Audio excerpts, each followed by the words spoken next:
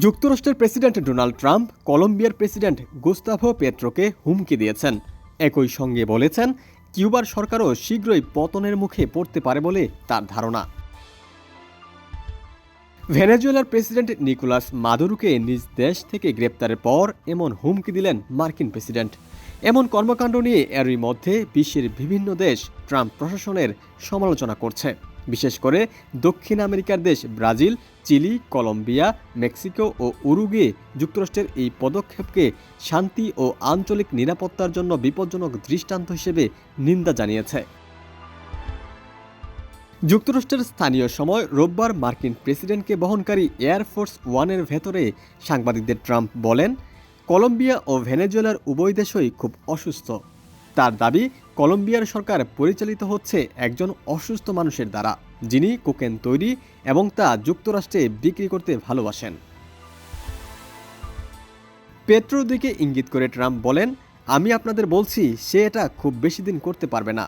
কলম্বিয়ার বিরুদ্ধে যুক্তরাষ্ট্র কোনো অভিযান চালাতে পারবে কিনা এমন প্রশ্নে ট্রাম্প বলেন, আমার কাছে তো বিষয়টা ভালোই লাগছে। ট্রাম্পের এসব মন্তব্যের জেরে তীব্র প্রতিক্রিয়া জানিয়েছে গুস্তাভো পেট্রো। তিনি ট্রাম্পকে তাকে নিয়ে কুৎসা রটানো বন্ধ করতে বলেছেন।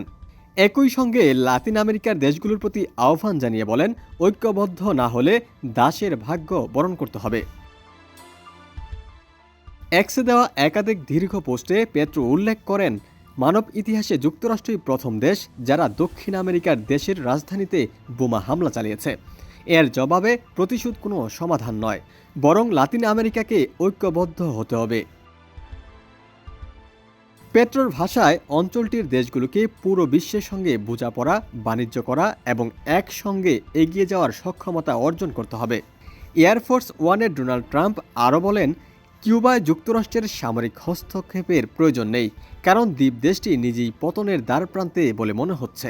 দেশটির এখন কোনো আয় নেই, তাদের আয় আসত ভেনেজুয়েলা থেকে।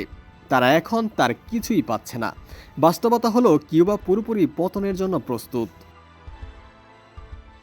এরপর ট্রাম্প প্রতিবেশী দেশ মেক্সিকোকেও সতর্ক করেন, বলেন, দেশটিকে নিজেদের অবস্থান ঠিক করতে হবে, কারণ মেক্সিকোর মধ্য দিয়ে যুক্তরাষ্ট্রে মাদক পাচার হয়, তাই কিছু একটা করতেই হবে। ডেস্ক রিপোর্ট, সমকাল।